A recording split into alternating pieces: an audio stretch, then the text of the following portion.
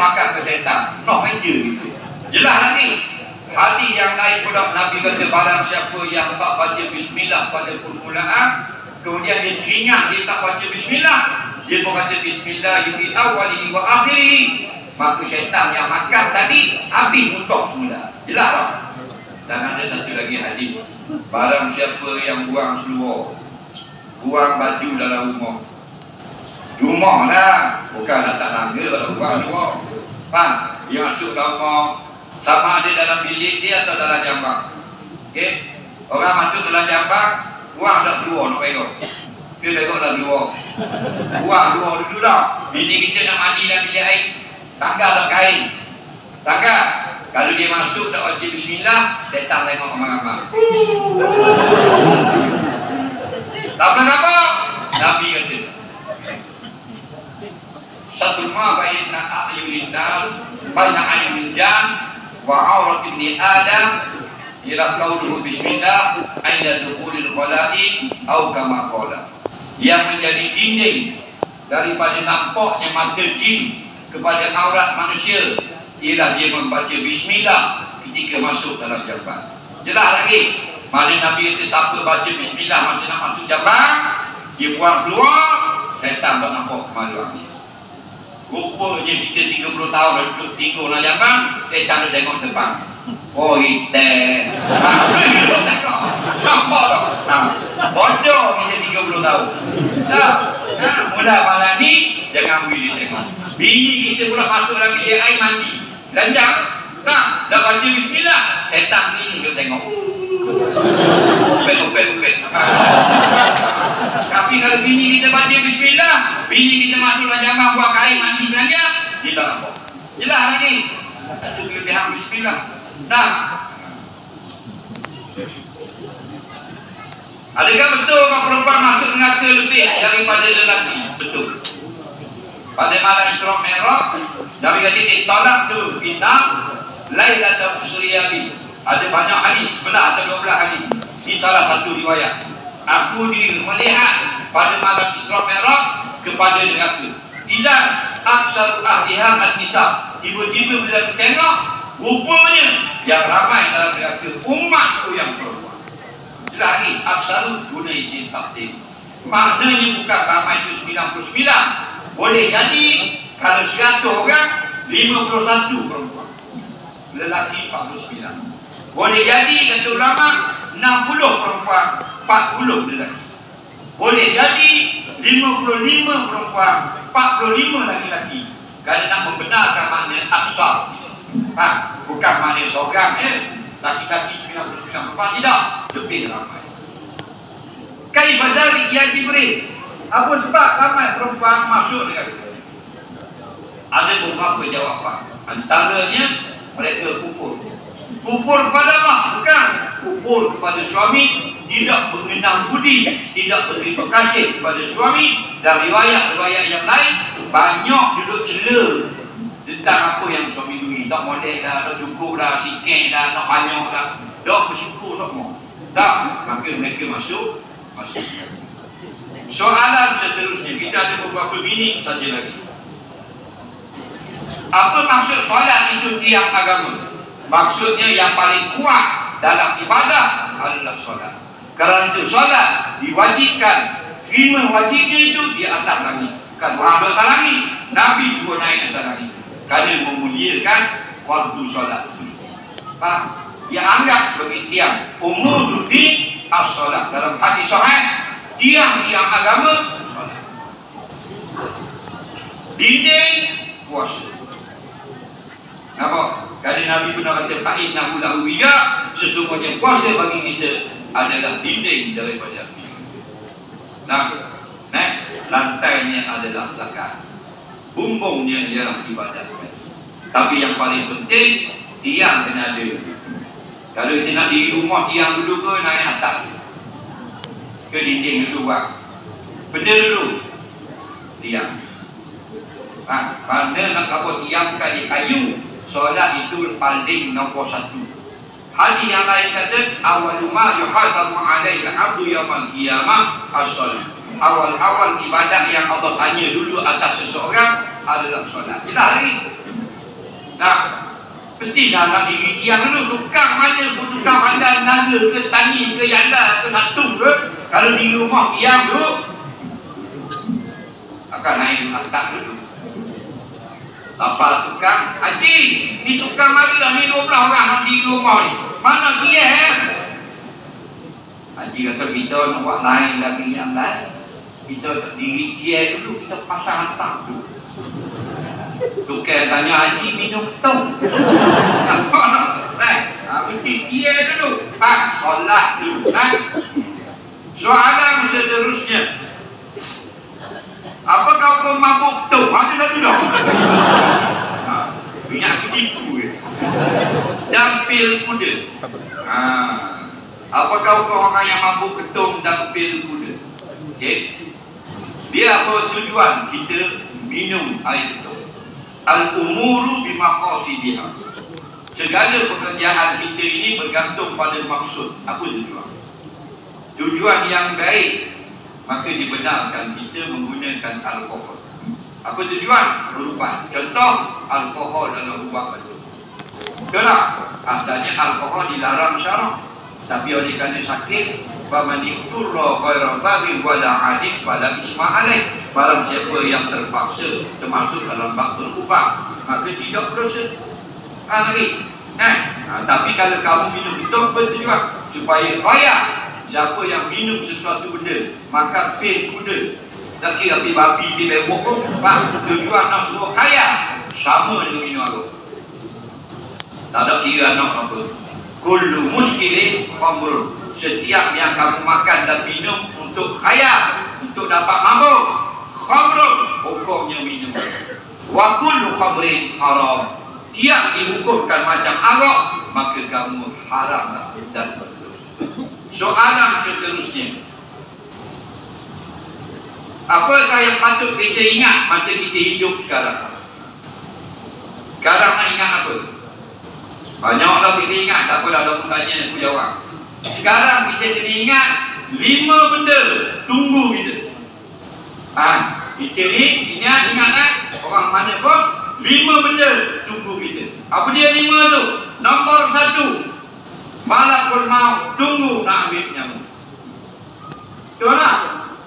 Nombor 2, kubur tunggu nak pergi. Nombor 3, muka nakir tunggu nak soal dan adab itu. Nombor 4, nampak apa dia? Apa tahu? Nombor 4, anak isteri kita nak ambil harta benda kita. Betul tak? Kita mati je. Nombor 5, hari hisab untuk mengira segala amal. Itu kena ingat. Mu nak kaya ke nak miskin, 5 benda. Kalau kata kita orang miskin ni nu raja pun mati. Aina takunu yudrikumul maut walau kuntum fi burujin musyayyadah. Di mana kamu duduk, mati akan dapat jumpa kamu, walaupun kamu duduk dalam istana yang sangat besar. Apakah hukum buang kucing? Hukumnya harus dengan 2 syarat. Kucing kita lama sangat tak cekak nak belut, kita dibuang 2 syarat. Pertama, tempat kita buang mudah dicari rezeki. Faham lagi? Yang kedua, tidak berbahaya. Jangan letak tengah jalan, ringgit RM50. Soalan seterusnya, apakah hukumnya? Kenapa tenda penyu boleh makan, ibu penyu tak boleh makan? Bulak dah. Buat dah makan. Nak makan penyu pula. Dengar baik-baik. Apakah warna ni kira lelah penyu boleh makan, ibu penyu haram makan? Kepada orang yang tanya ni, kita tanya jawab, kita tanya dia balik, kenapa susu ibu boleh minum, ibumu tak boleh makan? Jawab tak? Goreng kan muak-muak. Tak boleh minum susu dia, boleh goreng. Tak boleh. Yang dia halalkan tu adalah susu saja. Nah, daripada binatang yang tak boleh dimakan, ghairul ma'kul, yang halal adalah susu saja, melainkan jika susu itu najis, iaitu susu apa?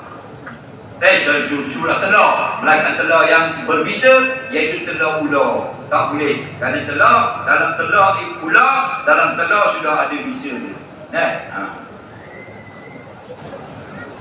Ayah saya nikah satu lagi, saya tidak setuju. Adakah salah saya? Jawabnya tak salah. Ikut suka mudah ayahmu. Yang tak ini ayah orang, mudah setuju.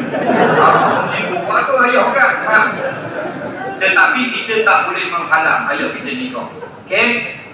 Jangan. Tak setuju tak apa. Itu hak masing-masing. Okey? Ayah kita nikah, kita tak setuju tak apa. Mak kita nikah pula, ayah tidak. Tanduk lembu. Mak nikah pula lain. Kita tak setuju tak apa, jangan halang.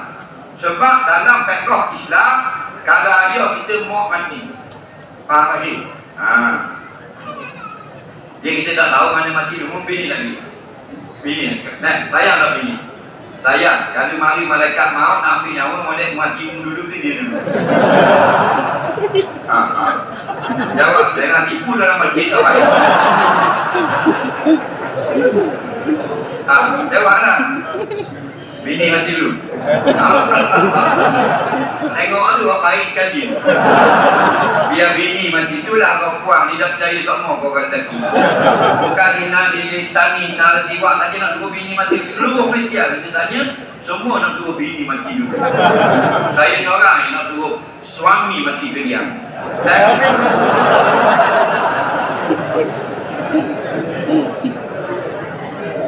Jadi kalaulah mak kita mati, ayah kita nak nikah, ulama kata ayah kita nak nikah, jangan kita halang.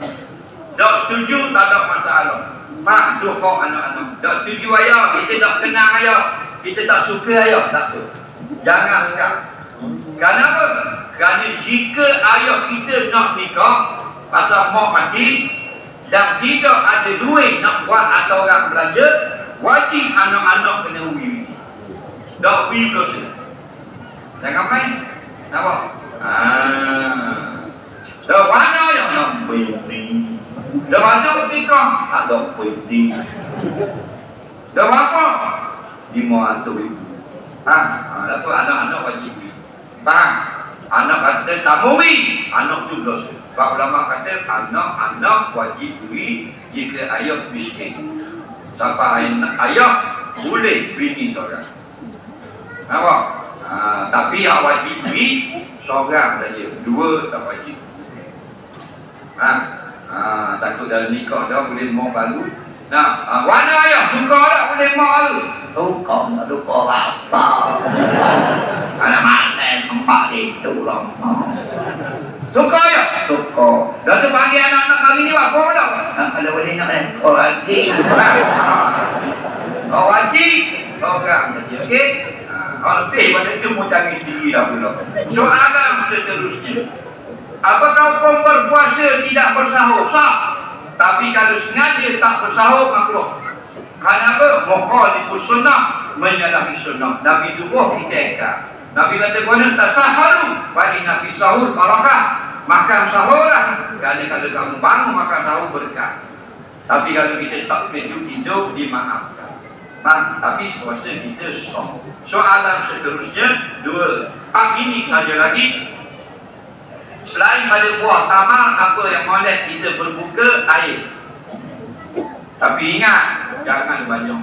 Kerana kalau kita berbuka, kita berpuasa supaya kita merasai orang lain yang susah. Orang lain memang susah, mereka puasa bukan sebab Ramadan. Mereka puasa sebab susah, tak ada duit. Hari-hari puasa. Kita Allah suruh puasa supaya rasa susah hati orang. Jangan senang lemah. Fikir orang susah hati. Jadi aku suruh puasa sebulan. Faham lagi? Jadi jangan buka banyak. Ni dah bulan-bulan puasa, habis lauk penuh menda. Budu tak muat kotak ini cicok bau. Faham lagi? Banyaknya makan. Air tu, air teh, air kopi, air bisi, air air buah kapung, air cendol, air apa dah. Tapi pada sopa tu sambil je. Betul ke orang yang kena musibah Allah ampun dosa? Betul. alladzina idza asabathum musibah qalu inna lillahi wa inna ilaihi raji'un. Orang-orang yang Allah berikan kebaikan pada mereka ialah orang-orang yang bila Allah beri susah, dia kata inna lillahi wa inna ilaihi raji'un. Dia ingat pada Allah, Allah beri kebaikan. Nah, soalan seterusnya, apakah hukum sujud dari kepit dengan talqum? Hukumnya bagus soalan. Ingat, bila sujud wajib sujud 7 anggota, 2 kaki, 2 lutut, 2 tangan, 1 dahi. 6 anggota tak ada masalah, tertutup berlapis. Yang tak boleh berlapis ialah dahi. Siapa sujud dahi berlapis tidak sah. Berlapis dengan apa? Dengan benda yang dia pakai. Letak tangan dulu, sujud atas lengan baju, tidak sah. Ekor kebang jatuh dulu, sujud atas ekor kebang, tidak sah. Kain ridak duduk depan, sujud atas ridak, sebelah ridak duduk atas bau, tidak sah. Telekong jatuh dulu, sujud atas telekong, tidak sah. Sebab kita pakai serban, piok, sokok, tutup dahi, tidak sah. Baru balik Mekah, baru first time nak pakai serban, tak pandai lagi, ikat atas mata. Sujud tidak sah.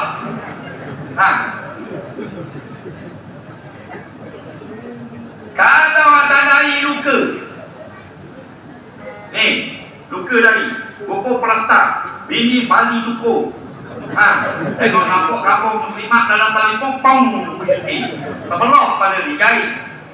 Sujud belah ni terbuka ni, belah ni ada plastar, sujud belah plastar, tak sah. Kenapa? Hak ni terbuka, wajib sujud belah ni. Yang boleh sujud atas plastar tutup semua lain. Kalau buka tubik otak, kalau buka tubik darah, kalau buka tubik roh, kalau buka habis tubik, maka dah wajib buka, diberi keringanan. Al-masyaqqah tajlibu taysir, orang yang susah diberi ringan, dilonggarkan. Tapi kalau kita sujud atas lengan orang baju orang lain, sah. Kita sujud atas lengan baju orang sebelah, sah. Kita sujud atas ekor sebang ni panjang 2 km ekor sebang. Berdiri-diri dah penuh dalam sejid. Tak apa, pasal tidak pakai. Atau dia sujud dalam kain orang. Kamar kan macam gini, orang depan sujud dulu, dia pun hubur lah kain.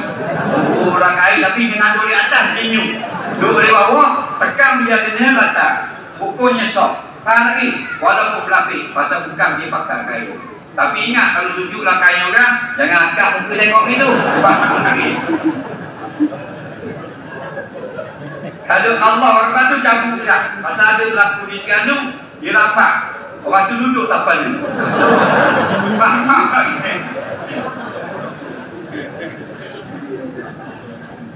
Apakah menyebabkan mandi wajib? Antara yang menyebabkan mandi wajib, perempuan bini kita berhenti darah haid, berhenti darah nifas macam kapal tadi lah, wajib mandi. Antaranya lagi berlaku persetubuhan. Persetubuhan ni apa? Tenggelam kepada zakar dalam para isteri. Barulah wajib. Kalau dah tenggelam, dah wajib. Dia ambil timba, dia elek tu pinggan telaga. Dah masuk dalam, tidak wajib. Faham lagi ya? Mudah faham gini. Sebab 20 payah faham. Kenapa? Kerana Nabi kata idza taqal kita tani maka wajib al-ghuslu, bila tenggelam kemaluan suami dalam para isterinya wajib mandi. Yang kedua ialah mimpi keluar mani. Nabi cerita siapa yang bermimpi, laki-laki yang bermimpi, mana-mana orang laki-laki yang bermimpi, dia bangun tengok basah, ada air mani pada kemaluan, ada air dia, wajib mandi. Seorang perempuan mari ya Rasulullah, hal azal mar'atil ghuslu idza ihtalamah. Dan kalau orang perempuan mana pula? Tapi Nabi kata orang laki-laki, saya nak tanya kalau orang perempuan mana? Mimpi jima, perempuan wajib mandi juga. Nabi kata na'am, idza ra'atil ma', ya wajib juga mandi kalau keluar mandi. Okey, jadi soalan mudah untuk orang negara kita. Bonus sebelum kita tutup dah. Kita bermimpi keluar mani, kita bermimpi jima dan keluar mani dalam mimpi. Tapi bila kita bangun tidur tak ada air mani, wajib tak mandi. Wajib tak mandi? Wajib mandi dalam mimpi. Faham? Dalam mimpi dia wajib mandi. Okey? Baru tidur tidak wajib mandi. Lagi apa wajib mandi? Mati. Ini soalan terakhir lah. Kalau mati, ni Ustaz lain jawab. Okey? Assalamualaikum. Ya Allah, ya Tuhanku, berilah keselamatan daripada kesusahan dunia dan akhirat. Itu mana salah. Waalaikumsalam. Allah beri keselamatan kamu juga. Satu orang. Yang kedua, dia ambil wuduk. Bila dia ambil wuduk, Nabi kata gugur dosanya dengan air wuduk yang penghabisan. Kemudian dia naik, dia sembahyang. Nabi kata bila dia masuk dalam saf, malaikat letak segala dosa di atas belakang. Bila dia rokok, hilang separuh. Bila dia sujud, habis ada dosa.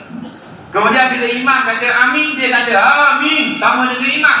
Nabi kata man wafaqa ta'minuhu ta'minan malaikah ghufira lahu ma taqaddama min dzambi. Barang siapa yang baca amin sama dengan imam baca amin, Allah hapus dosanya apa?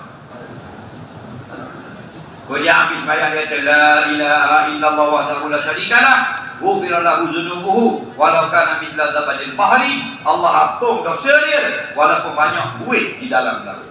Nah, itu kelebihan orang mari sedih dengan duduk sembah apa ubi. Nampak tak? Jadi dia tinggal puasa banyak dah nak buat ni, bayarlah. Hutang, kalau orang hutang kita suka tak pada bayar? Orang hutang orang hutang mu nak suruh bayar ke tak payah bayar? Buat balik kampung. Nampak? Tegur. Hidup kita siasa menegur. Jangan biar alladhi yukiru ahlahu 'ala al-ma'siyah bahwa dayus, orang yang membiarkan isterinya buat benda yang salah pada agama, dia dayus. Nah,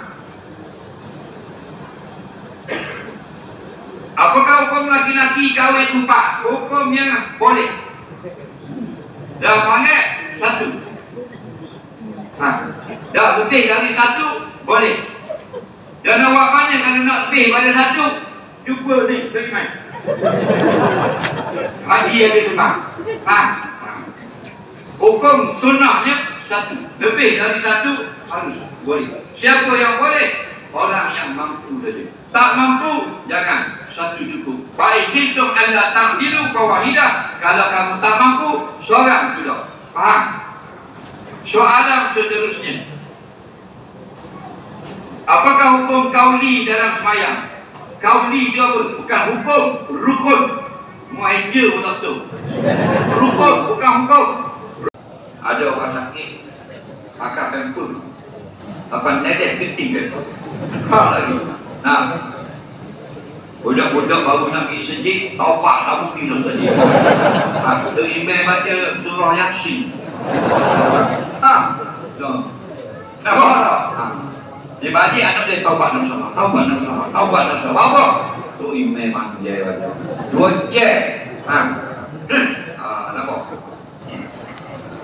Panjang sangat. Nah, pernah Nabi dia sembahyang. Ada budak nangis. Nangis. Nabi baru nak baca surah. Nabi gerak surah tu turun. Nampak? Nah, lepas Fatihah. Amin. Nabi bawa macam innal ladzina amanu. Budak belakang Nabi pun la'allakum tattaqun. Allahu akbar. Nabi buat dengar. Bijak. Nampak? Kita terima dengar budak nangis kau panjang.